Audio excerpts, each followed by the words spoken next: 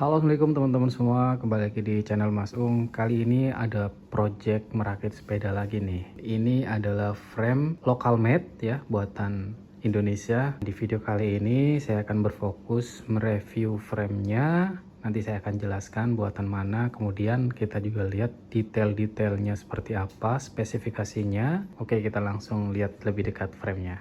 Ini adalah buatan Dop Cyclist Kediri, dan ternyata dipikir-pikir cukup sering juga saya merakit sepeda dari basic frame buatan Dop Cyclist ini, dan makin lama makin bagus kualitasnya dari detail-detailnya, pengelasan, dan juga teknologinya udah cukup berani nih. Seperti halnya di frame ini saya akan jelaskan mungkin dari depan ke arah belakang sini ya. Mulai dari head tube-nya, ini teknologinya taper, belum full integrated sih, jadi tetap harus menggunakan headset yang ada cupnya. Ini ukuran 44 56. Kemudian kita lihat detail dari las-lasannya, ini sudah menggunakan TIG welding yang rapi banget menurut saya ini untuk kelas harga 2 jutaan. Terus di sini ada penampakan forknya. Nah, ini fork sih bukan buatan Dop Cyclist ya, tapi beli aftermarket, mereknya Moso, tapi kemarin dikirimin ke sana untuk dicat ulang, jadi udah polos nih, nggak ada tulisan musuhnya, kecuali di ASTA nya ini masih ada marking musuh. Nah, lanjut di bagian setup pengkabelannya, ini semi internal cable ya, seperti frame-frame yang pada umumnya, jadi belum support untuk dibikin clean look atau semua kabel diumpetin ke dalam frame, itu belum. Nah, tapi ini juga udah lebih dari cukup lah untuk frame sekelas lokal. Nah, di sini ada satu lubang yang udah dapat juga karet grommet ini ya. Di samping sebelah kiri juga ada dua, dan ini dibentuk sejajar gini, mirip dengan frame Moso yang menurut saya nantinya setelah ada kabel itu jadi lebih rapih gitu. Nanti saya akan kasih lihat fotonya juga, seperti ini penampakannya ketika ada kabel. Kemudian kita juga lihat untuk hasil repaintnya Dop Cyclist. Jadi harga 2 jutaan itu kita dapat frame yang kita bisa custom sendiri dari ukurannya ataupun teknologinya mau seperti apa, dan juga udah termasuk cat ya. Ini catnya juga lumayan bagus, ini warna silver glossy seperti ini. Ini bagus, mulus, nggak ada komplain lah untuk harga frame set segitu ya, jadi aman aja. Selanjutnya kita tarik ke belakang. Di sini ada dua lubang baut untuk bottle catch ya, di bawah nggak ada. Kemudian di sini di bawah ini ada 3 lubang, 1 2 3 di sebelah sana, itu untuk pengabelan ke arah RD FD, kemudian ke brake belakang. Nah, di sini ada klem-kleman untuk kabelnya, sekaligus sudah dibonusin klem model kayak gini nih, plastik. Nah, artinya lebih rapi sih dibanding menggunakan kabel tis ya.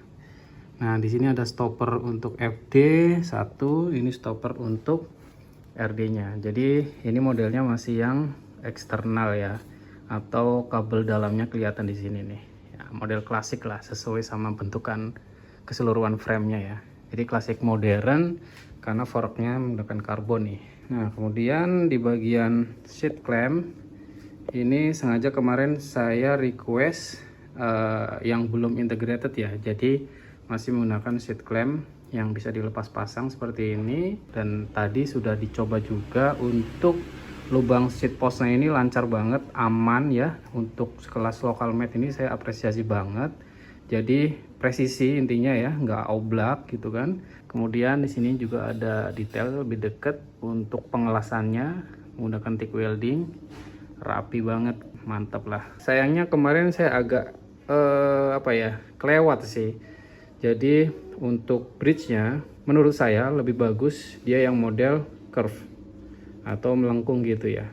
Cuman saya kelewat untuk request yang ini nih, tapi ya nggak masalah juga sih, masih dapet lah untuk kesan klasiknya. Kemudian kita turun agak ke bawah sini. Untuk bagian chainstay kemarin ditawarin nih sama Dop Cyclist. Kalau yang ini sudah menggunakan yang taper chainstay. Nah, kalau kalian lihat di bagian sini dia besar, kemudian ke arah belakang sini mengecil. Jadi dia punya pipa mungkin atau ada treatment khusus yang menjadikan chainstay ini jenis taper gitu. Nah, kemudian yang spesialnya juga di frame buatan Dop Cyclist kali ini yaitu sudah bisa request yang model TA kayak gini, 142 mm. Ini asnya 12 mm umum ya, untuk road bike dan gravel pada umumnya lah. Nah, di sini juga ada hanger RD-nya yang model terpisah nih. Jika ada apa-apa atau misalnya dratnya rusak ataupun patah gitu ya, padahal ini besi sih harusnya kuat, itu bisa request lagi ke Dop Cyclist ya untuk penggantian partnya. Nah, ini nanti ditaruh di sini dan dibaut, aman deh.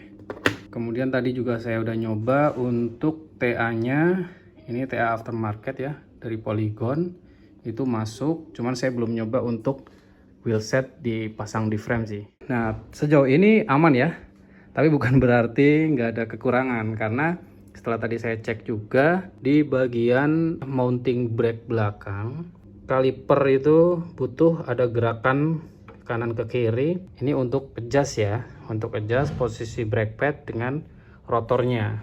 Nah, tetapi untuk di bagian yang sini itu kita nggak dapet nih, ruangannya sangat sedikit banget untuk adjustnya karena si kalipernya ini sudah nabrak dengan pipa seat stay. Nah, geraknya hanya sedikit saja. Nah, sekarang framenya udah saya taruh di stand dan tadi masukin wheelsetnya juga lancar, nggak harus dipenggang dulu atau gimana, aman, tinggal slide aja, slide, kemudian pasang TA-nya. TA-nya juga aman, dratnya sesuai. Terus untuk senternya ini yang paling penting ya, ini senternya juga aman, atas ini center, yang bawah juga center, nggak ada komplain ya. Untuk center wheel belakangnya, kalau depan kan karena forknya aftermarket jadi saya lebih percaya gitu. Kita coba juga nih posisi rotor terpasang dan kalipernya coba kita pasang juga. Oh, ternyata sayang banget ya untuk di bagian kepresisian kaliper dengan rotor ini kurang. Ini posisinya udah mentok ke kanan rotornya. Nah, kelihatan ya. Kalau ini dipaksa ke sini, nah kalian lihat pergerakannya, rotornya akan ketekan dan udah nggak ada ruang lagi ya untuk adjustnya. Nanggung ya, karena problemnya baru ketemu sekarang juga ya, saya menyayangkan juga ya, tapi ya udahlah, daripada return lagi. Kalau seperti ini sih mungkin masih bisa diakalin, yaitu di bagian rotornya ini, sebelum pasang rotor ini dikasih semacam ring gitu ya untuk mengganjal agar posisinya lebih keluar, menyesuaikan sama kalipernya ini nih. Sekarang posisi rotor sudah ada tambahan ring ya, jadi nah sini ringnya cuman satu ring, dia udah lebih keluar. Kita lihat di sini udah lumayan ya, sudah terlihat hilalnya sedikit, tapi ini belum bisa pasang baut, sementara brake pad udah mentok duluan nih. Aduh, mungkin masukan juga nih untuk Dop Cyclist. Kita sebagai mekanik juga nggak mungkin lah ngekalin atau ngalahin si kalipernya, semisal kondisi seperti ini terus kita kikir gitu bagian kalipernya. Waduh, sayang juga kan. Tadi kelewat untuk bagian drat BB. Terlihat sih di sini aman. Terakhir kemarin udah ditap ulang sama dia setelah di repaint. Ini juga saya udah bersihin dikit-dikit. Harusnya sih pengalaman saya untuk drat BB bikinan Dop Cyclist itu nggak ada komplain sih, aman jaya. Nah, kemudian untuk size framenya ini terlihat ya, besar banget nih, jangkung ya.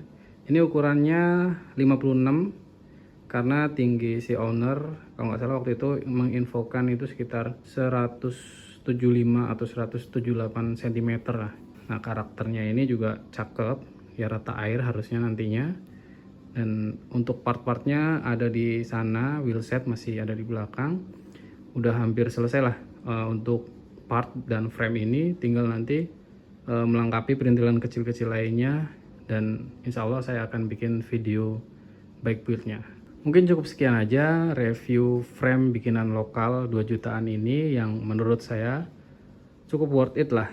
Cuman kita memang harus bersabar ya jika berurusan dengan local builder, jadi harus sabar, tetapi ya kita juga harus mengetahui detail-detail seperti tadi itu yang saya jelaskan, supaya begitu sampai ke kita itu udah oke gitu, nggak ada di return lagi karena ada masalah di sini dan di situ gitu ya. Kalau misalnya kalian ragu ya bisa minta tolong ke mekanik ya, atau ke bengkel kepercayaan kalian untuk komunikasi antara mekanik dan frame builder. Seperti itu sih untuk saran saya. Cukup sekian aja mungkin untuk video review frame bikinan lokal.